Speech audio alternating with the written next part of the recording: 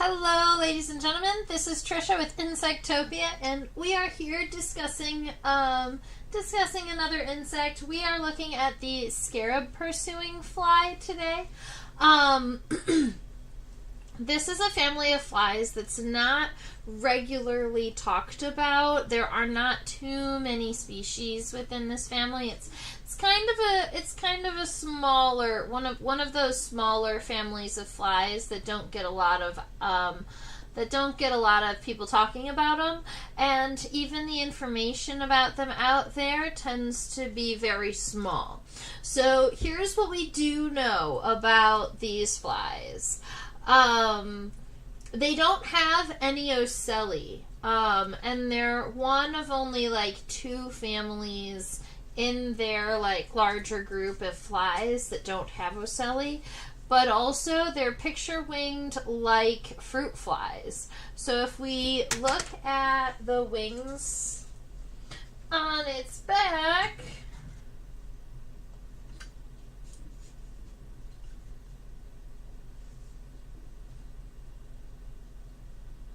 alright, we say that these are picture-winged because they're kind of that black and white speckly color. Scarab pursuing flies are specifically going to lay their eggs on the abdomens of adult scarab beetles, kind of in between the elytra, way on the top of the abdomen where the beetle can't rub it off. And then the eggs are going to hatch. The maggots of the fly crawl in between the sclerites of the abdomen, and then they're going to feed on the beetle until the beetle passes away, and then they pupate inside of the beetle, and then when they emerge, they will emerge as a whole fly from the beetle's body. So that is this fly here, the scarab pursuing fly, and I thought we've already done a burying beetle at some point, and this is pretty close to Halloween, so I thought it could be cool to do a weird fly that emerges out of a beetle. Right? That's kind of cool and different. This is what it looks like from a lateral perspective, and if we wanted to look at it dorsally, it's kind of like this. I like looking at this fly from a lateral perspective because I like the angle of its head. I find that angle really, really cool, and the fact that its aristate antennae kind of hang off of the top of the antenna I find kind of unique also. So what we're going to do is I want to measure from the front of the head to the end of the abdomen. Oh, Bags has got a horror movie for scarabs. Totally. You know what? I wonder...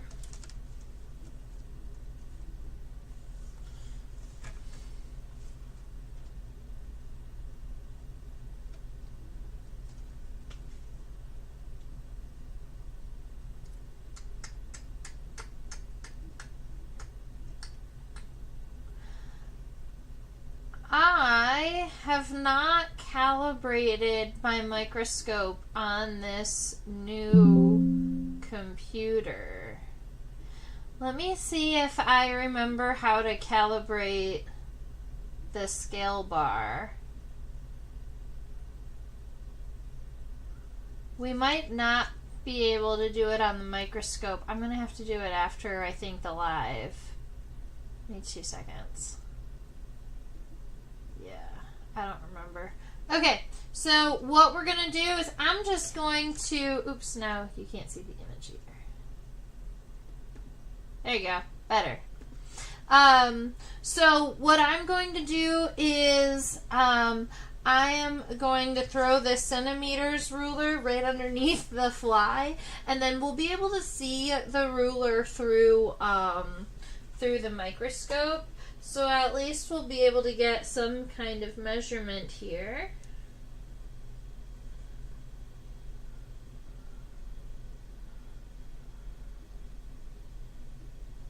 Let's see, I'm going to line the front of the head let's see, I align the back of the abdomen up with that 1.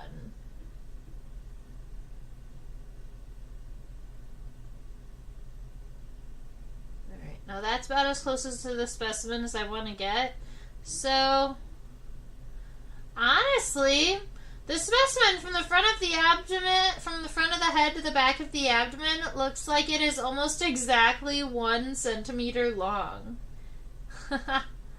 If you wanted to include that antenna, it could be 1.1. But yeah. And then including the wings way back there, you're going to add, it looks like, another 0.3 centimeters, third of a centimeter. Alright, so that's our measurement here. So let me go ahead and get the names on here. Where did my pencil go? I had so many pencils earlier. I got it. Okay.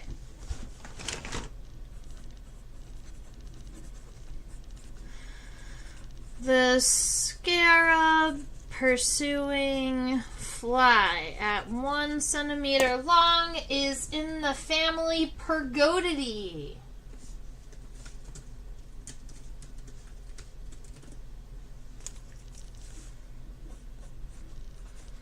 Pyrgotidae. Now, pyrgotids are this family here, the scarab pursuing flies, but this isn't kind of an official common name. It's just the common name that iNaturalist uses for this family. As far as I've ever seen, I don't know if I've ever seen an actual common name used for these flies. So just so that you know, scarab pursuing fly is the common name that iNaturalist gives this family. I collected this specimen in New Mexico, if you would like that information, and I collected it in New Mexico in August of 2011. 8/4/2011.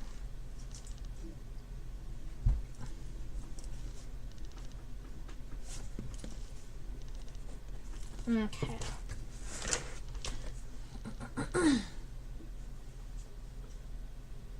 This is a really cool fly. I love the shape of the head, too. Alright.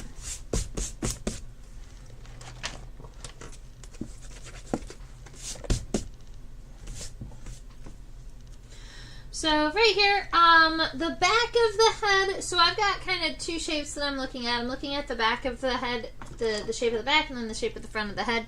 The back of the head is almost like that left parenthesis kind of shape, and then up along the top, it's kind of horizontal. I love that it has this kind of big, kind of flat top of the head, and then it curves down. So this fly almost has this kind of sub-triangular head.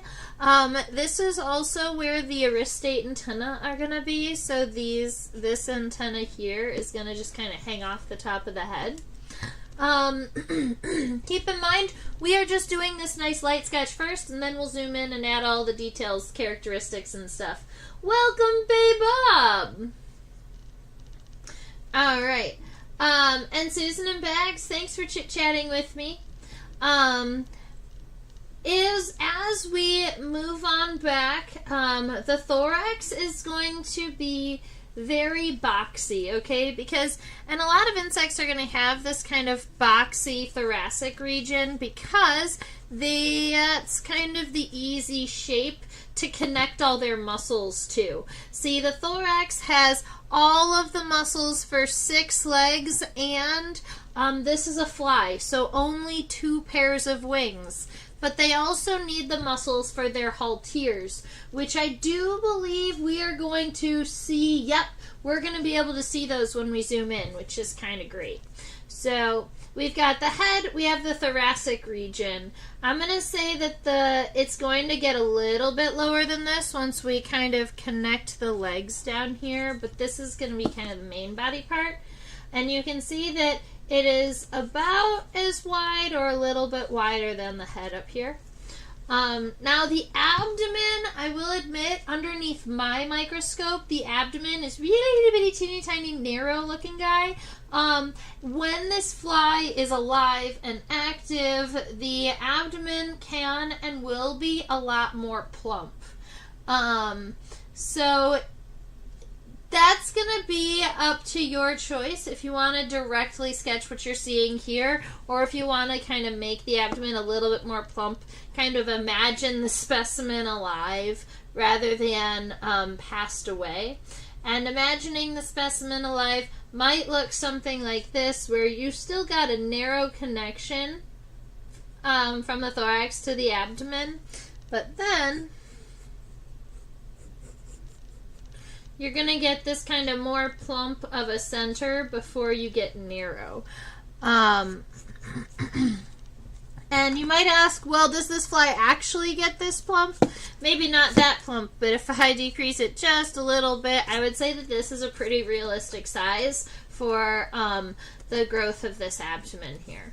Now, the only other thing we would want to be adding is where the wings are connected, and I would say the wings are connected if you look right about the center of the thorax here, up close to the top, but maybe a little bit lower than where the top of the head is, somewhere right about here, I would say.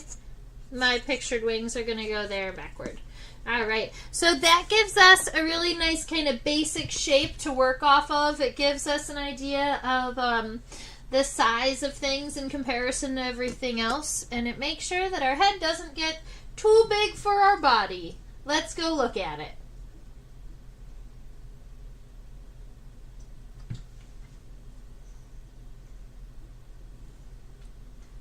Look at how cool it is.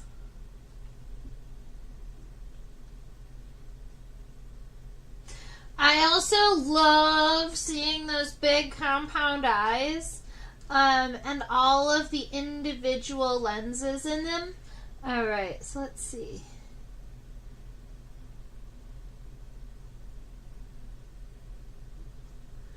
Susan asked, I may have missed something. Is the abdomen normally this thin, or has it been kind of deflated?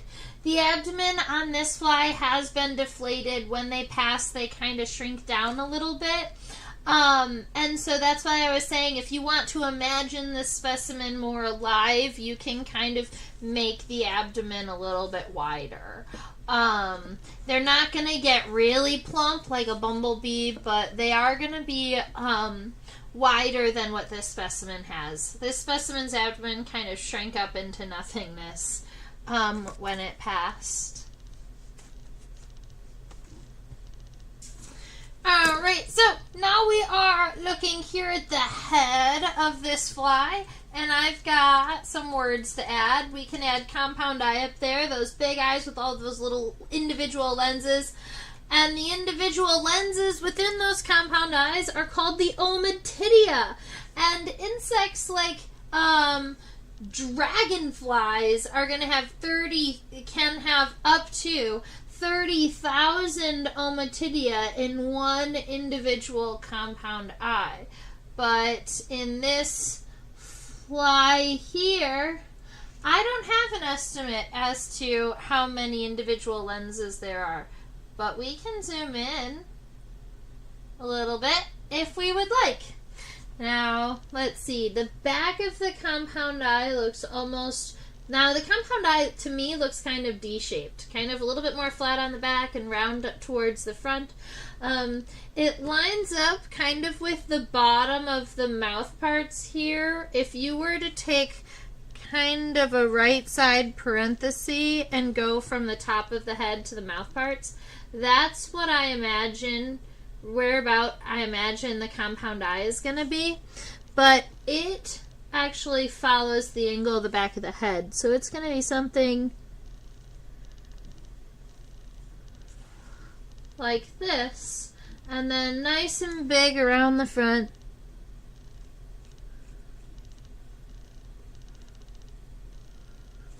Perfect. And then we get those awesome ommatidia, or those individual lenses. And I like to sketch them by giving diagonal lines in both directions.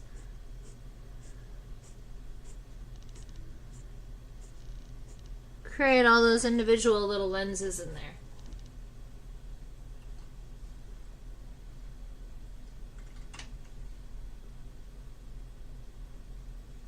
Okay. Now, if we look at the very top of the head, it almost has, look, it has these cute little hairs coming off of the top of his head. There's like 2 or 3 of them, and they all just kind of float forward like this, right at the tippy top of its head. I think that that's kind of cute. That's reminiscent of some movie somewhere. I'm sure of it. Okay.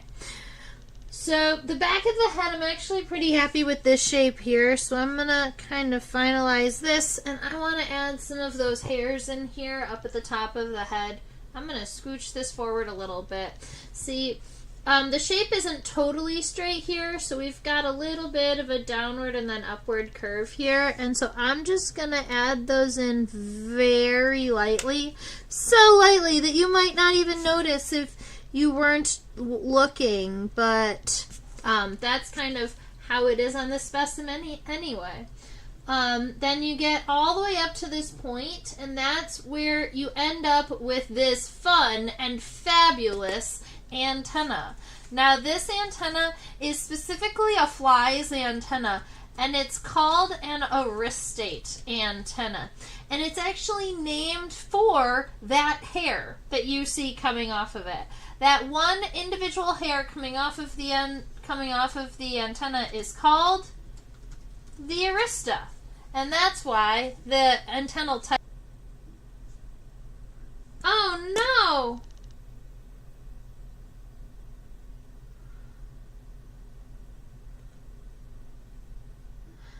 I just received the message from Susan that said alfalfa from the Little Rascals, and I totally get that. And now Susan mentioned that my video had been stopped for about 5 minutes. I'm hoping that I am back now. Could somebody confirm? I'm so sorry. It looks like, yeah, I lost signal at about like 10:19. Okay, good. I think that what you all missed... Okay, sorry about that, ladies and gentlemen. I think I hit the wrong button on my laptop for a moment. So, I think that where I left off was talking about this crazy-looking mouth part here. Because if I turned this specimen around, we can actually see the mouth part better. The leg isn't in the way. Oh, Bay Bob says the last thing we were talking about is this antennal hair. So, the antennal hair here is called the arista, and it's long and thin and straight. I wouldn't say that it's diagnostic, but there are arista that are like big and plumose, or there are some that are like plumose and they have like a bristle at the end. So you've got a number of different types of arista out there, and this is just what the scarab pursuing flies or the Pyrgotids have. If we look way down here at the mouth parts, these guys are really cool. So I'm going to say, number one, I see the mouth part. I kind of understand how it works. I am not exactly sure what the scarab pursuing fly eats as an adult. From what I see here, my best guess would be sugary plant juices, whether that is nectar from flowers, or maybe sugars from fruits, or it could be some kinds of saps. But if we see here, you can see it has this like little bit of a piece that comes backward, and then that piece that's coming forward, and then way up here at the very end, there's that kind of bright orange shiny bit with all of those hairs. That is essentially the tongue, all right? But all of those little hairs on the very end of that orange bit are going to be uptake hairs. So hairs that have the ability to kind of like wick up the liquid wherever this Pyrgotid is eating. My best guess would be fruit juices, because a lot of flies are going to really love those. A lot of flies are really going to love those. But I have not read the research on what exactly they feed on. I personally do not see anything sharp in this area, so I don't see that they could be a predator. A lot of times when you have predatory flies, they're going to have some kind of stabby bit, like a knife in the center of this. And where I do see kind of those hairs, I don't see any hairs that are kind of sharp enough to poke through an exoskeleton for sure. All right, so that is the head. And then moving on back here to the thorax, I was just mentioning that the thorax is broken into 3 segments because there are 3 pairs of legs, and each segment has its own pair of legs. The first segment has the first pair of wings. Normally, the second segment would have the second pair of wings, but flies only have 1 pair. They also have a haltere, which is readily in view this time, which is kind of exciting because this is a fly we would consider an acalypterate fly. We'll talk about that shortly too. So let's go ahead and get going. I mentioned that you've got 3 segments, and then those written over there. We've got pro, meso, and meta. Pro is going to be the first segment of the thorax here. Meso is right here in the middle, and meta is at the end. You can also use those little bits of words and put them in front of other words and then make them bigger words. Like, the pro-femur is the femur on the front pair of the legs. Or the metacoxy are the coxy on the hind legs. Because meta is the last segment of the thorax. It's a fun game you can play. Alright. The top of the thorax, it's actually very easy to see where those segments are divided. There are distinct segments here. So if you look right here, that yellow line, boop, first segment. If you go over here, this little round one here, boop, second segment. This right there is the scutellum, so that is actually separate from everything else. This right here, boop, that's the third segment of the thorax and where the third leg is. Yahoo! So, pretty easily seen. Spotted, chit-chatted about. Let's draw it. So the top of the thorax, I am noticing, is pretty much even with the top of the head. So I'm happy with this shape here, kind of nice and round up. Starting right about at the center of the compound eye. I'm actually pretty happy with that portion of my sketch. Coming on back until right about that 2/3 mark, that's right about where the scutellum is going to be. So we're going to have a little bit of a different shape right here at the very end. But for the bottom of the thorax, going from the head to the first leg, it's more straight. It's kind of diagonal in this direction. So it curves all the way to the head and then kind of cuts back a little bit. That's going to give room for this front leg to come up and come down and forward and do everything that it needs to do. In fact, let's go ahead and draw the front leg. I feel like it. So let's get all the leg words down. I think, let me check and see if we're going to see the cox. We are not. So it's the femur, the tibia, and the tarsi, right? So the femur being the first segment of the leg between the hip and the knee, just like your big bone. The tibia being the second long segment between what is essentially the knee and the ankle, right here. That's the tibia. And then the tarsi are at the very end of the leg, and it looks like on this front leg, the tarsi kind of curl over, so we're going to have to refocus so that we can see all of the tarsal segments, and look at those pulvuli. Does it have an impodium? Are we going to be able to talk tarsal stuff today?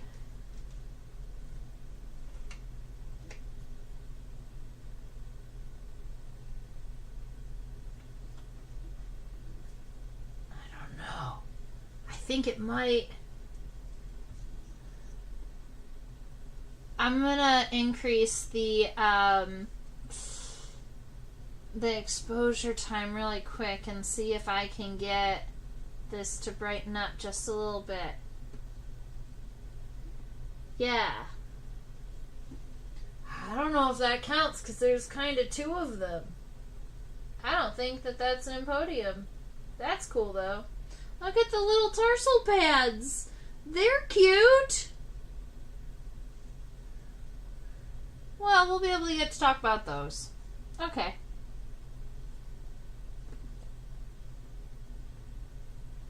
Alright. Where are we drawing? We're drawing the front leg.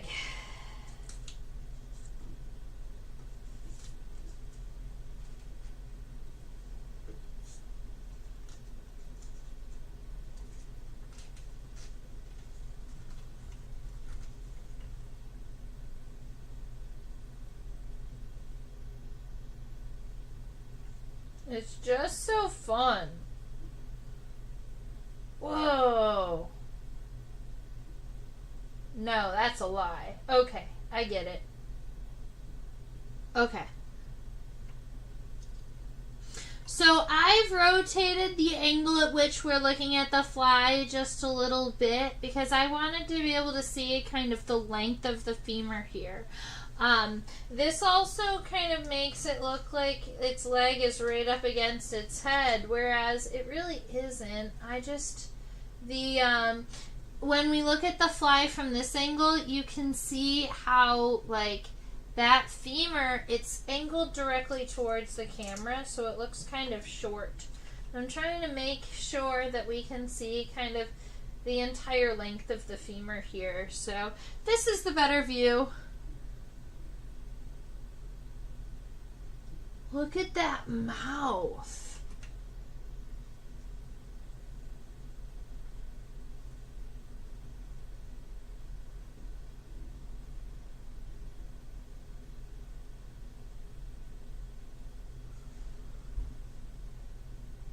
That's wild. It might unfold again.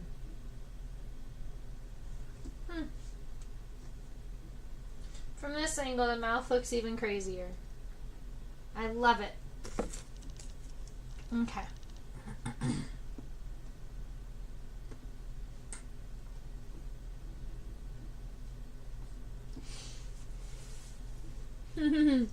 Thank you, Kevin.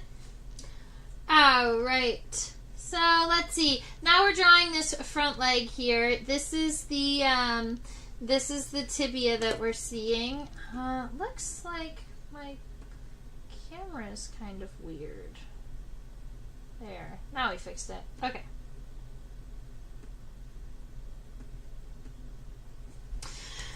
Alright, so the coxa is kind of most of this angle coming down. There is a little itty bitty trochanter here that's kind of angling the femur back up. But what we're primarily going to see is this femur starting here, coming upward, the tibia coming back down, and then the tarsi segments kind of leveling out, which means that we are actually going to cut through some of this mouth parts. We're not going to cut through all of them, so at least that's a good thing. We can see the top of the femur. Let's say it's going to come up in this direction, and the top of the femur is mostly straight, but the underside of the femur is a little bit wider, kind of right there in the middle. I am going to erase just that whole segment there so that I can make sure that this leg goes up in front, kind of like this. That's that femur. And then the tibia is going to be coming mostly straight down, so I need to erase the rest of that mouth part, at least the mouth part that's going underneath it. And then the tibia looks like it's approximately the same length as the femur, just a little bit narrower, so kind of like this. We've got that tibia coming down. And then once you get that tibia in, you can go ahead and kind of fix up any of the lines that got erased. And in this case, we're going to see a tiny bit of the mouth part on the other side of the tibia, which is cool. And then we get to count tarsal segments. Yay!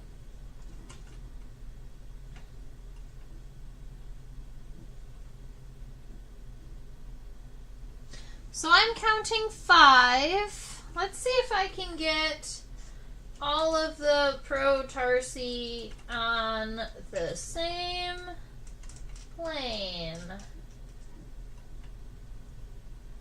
Is it possible?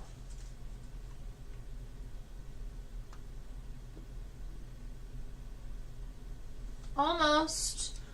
I think this is going to be the best that we're going to get for all 5 of them because they are at a weird angle. But that's pretty gosh darn good. So we're looking at 5 tarsal segments. One of them is that longer rectangular segment that starts kind of right here. So it starts a little bit out of focus and then it comes up to here. So nice long segment. 2 is this half-C's. And then 3 and 4 are these triangular segments here. 5 being that raindrop segment, kind of narrow and then round at the end.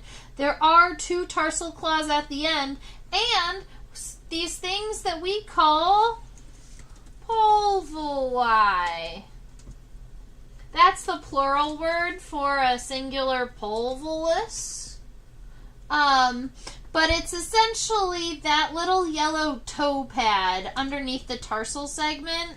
That's what a pulvuli is. It's like a little fly toe pad. Okay, so let's see. We've got 5 tarsal segments. 1 rectangle. 2 a smaller rectangle. 3 and 4 are these little triangles. 3 and 4, and then you've got a little raindrop. Whee! With those 2 little tarsal claws and the little toe pads down there.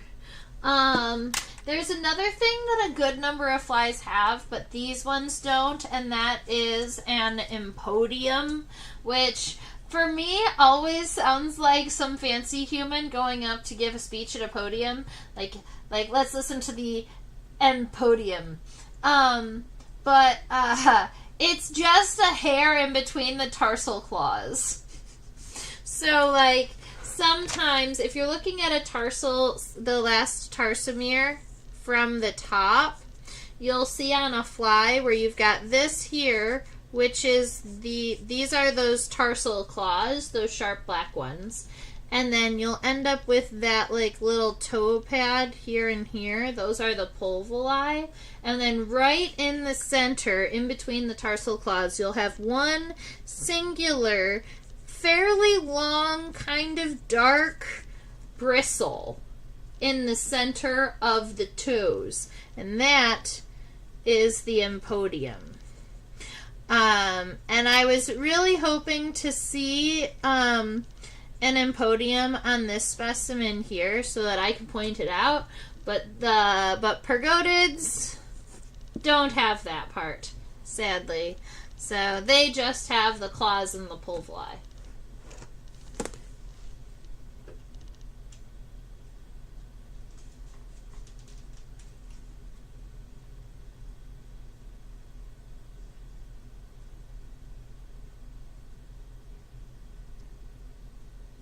Okay.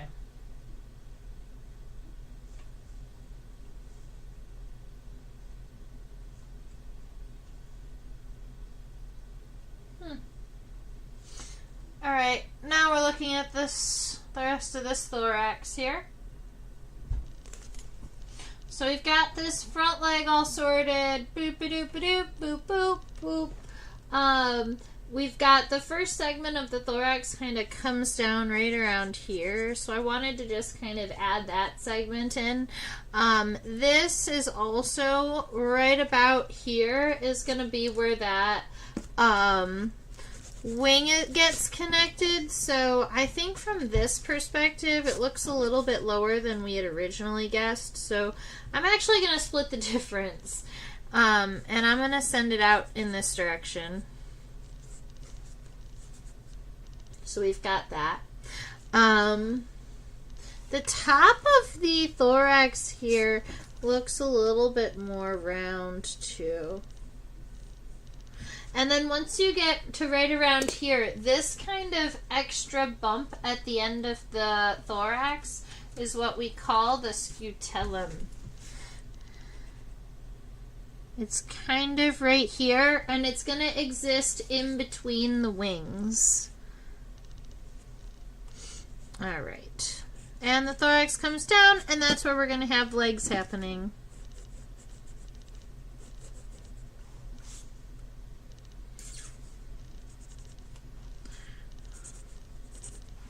All right. So leg, leg.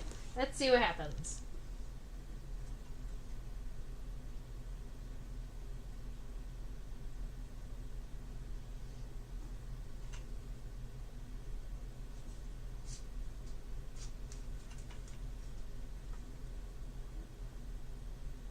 The middle leg is all wonky on this side. I'm going to see what the middle leg looks like on the other side. Well, it's less wonky. And that's all we needed. Alright, so this is going to be the middle leg. The tarsi are kind of folded weird. We'll go and figure that out when we get there. But let me add the leg words back, which is just femur, tibia, and then tarsi. Right here to this middle segment, a lot of times the front legs are going to go forward and then the middle and the hind legs go backwards. In this case, this fly was trying to kind of put its middle legs almost towards the camera. So if you have the perspective to make that happen, awesome. I am going to make my middle legs go backward.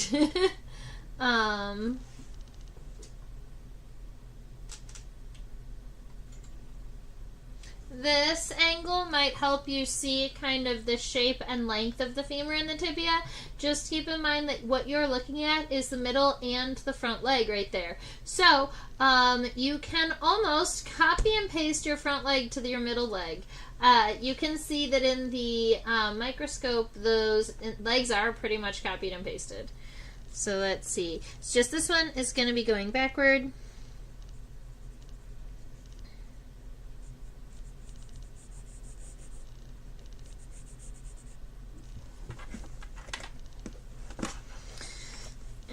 Let's see.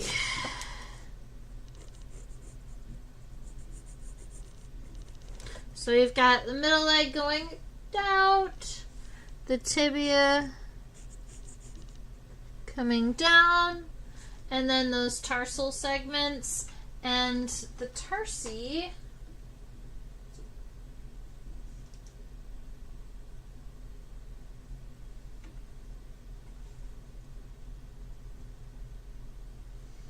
On the middle leg are right here. You can see the two rectangles, the two triangles, and the raindrop. So just like the first leg. A lot of times when you have one rectangular tarsal segment that's really long and it's like the first one, that one tends to kind of lengthen the tibia a little bit. It tends to be kind of going close to the same angle as the tibia, and then the rest of them are kind of going to flatten out a little bit. One, and then two triangles, 1, 2, and then a raindrop with tarsal claws and a tarsal pad. Cute little legs. I'm going to connect the, make sure that there are connections from the femur up into the body. That's actually going to be like where the trochanter or the coccyx would be.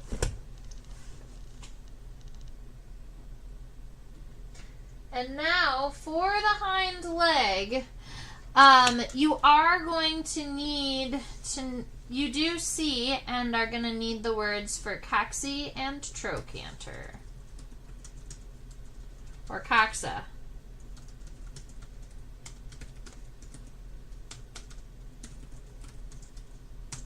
Okay, so the coxa here is this little quadrilateral kind of shape. Let's see, it's right, it's right here, this shape. That's the coxa. And it's kind of coming down and away from the thorax, so we can kind of finish the angle here. We can cut over from that middle leg and kind of cut up. That is the end of the thorax, but then you have that additional metacoxa that is coming out kind of like that. Underneath this leg here, that's kind of where the trochanter would be, but because of where I sat it, the trochanter is just not visible. And then the femur is going to be coming up from that space.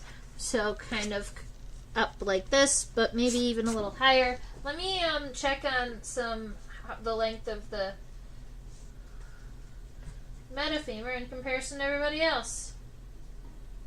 It looks like everybody's about the same length. Well, at least the femur is the same length. I swear the tibia looks a little longer. Alright, let's just draw this guy here. So this one, you've got nice long kind of femur coming up. The tibia is going to come down about the same length as the femur. And then you've got those nice long tarsal segments. And I feel like if anything on the hind leg was longer, it would be these tarsal segments. They definitely look longer to me. But you still have the same kind of overall pattern, which is 5 segments, 2 rectangular, 2 triangles, and a raindrop. Okay.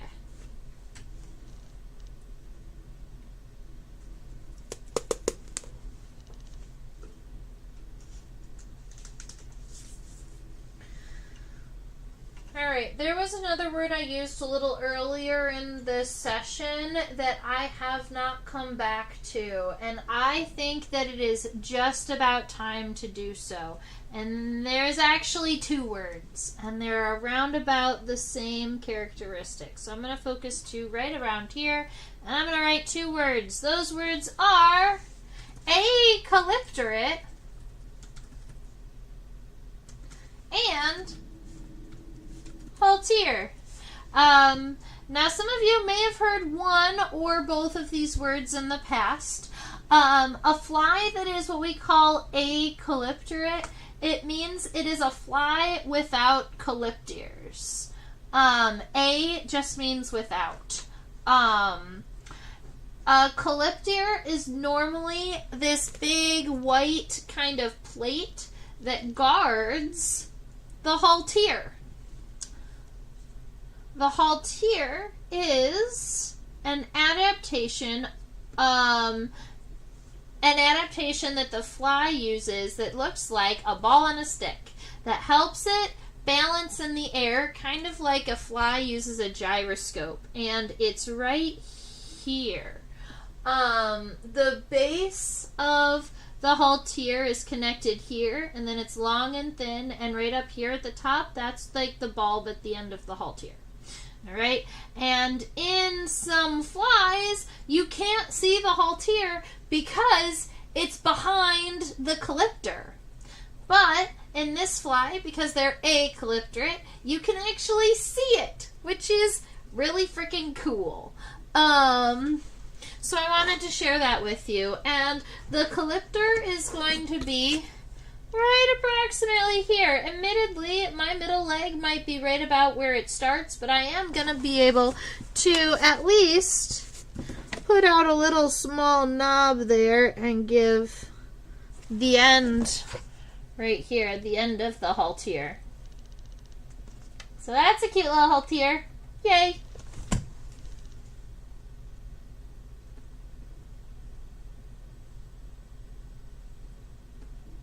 Okay.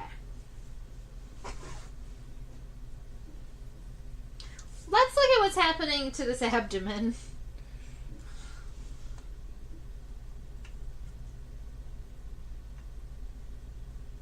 There is some weird shenanigans shenanigans happening to this abdomen? What is happening to the end?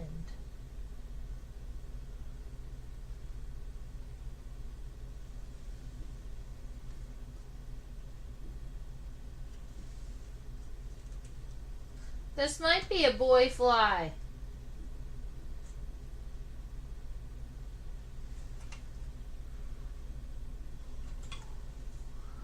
I think this is a boy.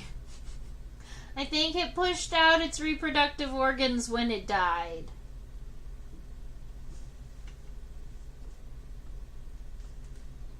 Or maybe when the abdomen was shrinking, they couldn't fit inside of it anymore, so they popped out.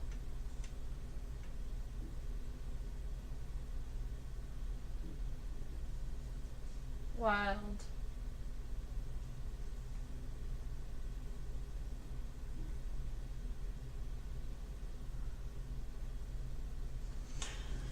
So, the abdomen for me is going to be a pretty tricky one to be able to show you on the microscope, because the abdomen here, admittedly, is mostly kind of shrunken in.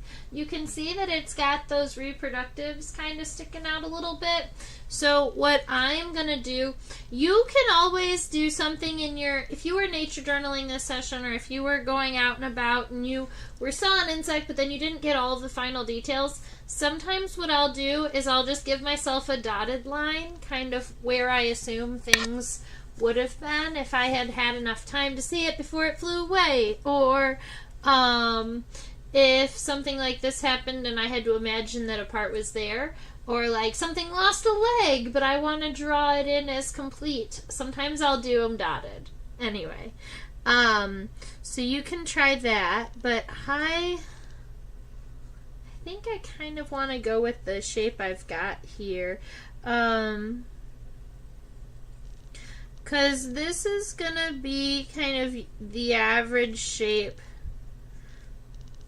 of a fly abdomen in this family. So they have this abdomen that kind of expands, and then it has this kind of really fun, interesting kind of narrow tip to them. And so because the abdomen, I recognize it from this family, I just kind of want to give it that. Now, I don't remember how many segments these abdomens have, and I'm not going to be able to count on that microscope. So what I'm going to do is just kind of create your average fly abdomen, which is, I'm going to imagine the center, the lateral line of the abdomen, kind of starting here and looping up to center, and then I'll just take lines at each segment, come down, go over at that lateral line, so that you get some segments of this abdomen here, kind of like that. And then the picture wings. So one of those things about Pyrgotids, about scarab pursuing flies, is that they have these kind of dark wings that are mostly pictured. They're dark with little white kind of pictures on them. So if you wanted to... Oh, and keep in mind, the wings are significantly longer than the fly. So you can give yourself nice long wings on this side. You can give an extra layer on the other side of the scutellum there, so you get the other wing. And what I am going to do is mostly just kind of darken. I'm going to darken this wing using some graphite, and then I'm going to come back through and erase little bits in here. I might use... I wish I had a more, like a sharper eraser. Let me see if this will work.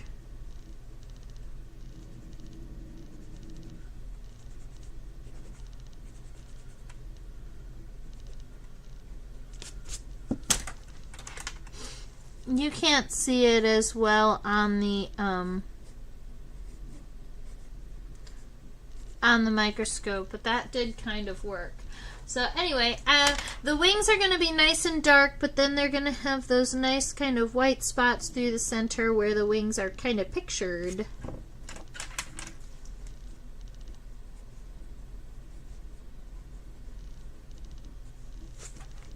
Cute. And that is a Pyrgotid fly in the Scarab pursuing flies family. I don't know, I think it's really cute. I love the little haltier here, and the cute little scutellum.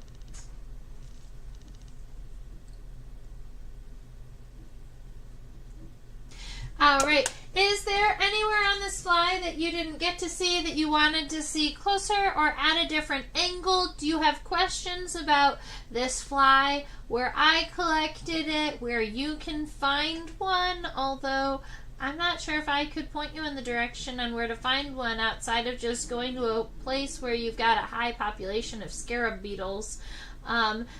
Primarily, I think that they really love feeding on June beetles. I picked this one up in New Mexico, so it was probably feeding on like the 10-line June beetles, the Polyphylla genus. But yeah.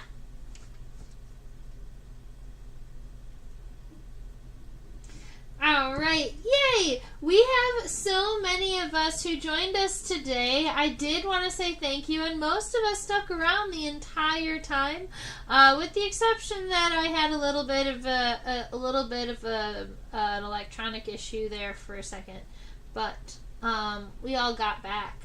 I did want to say thank you to Susan and Bags and Baby Bob and Kevin for chit-chatting in the chat box and letting me know that you're here.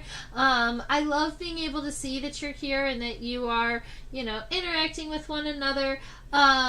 You're welcome, Bob! Yay! I'm glad you had a great time.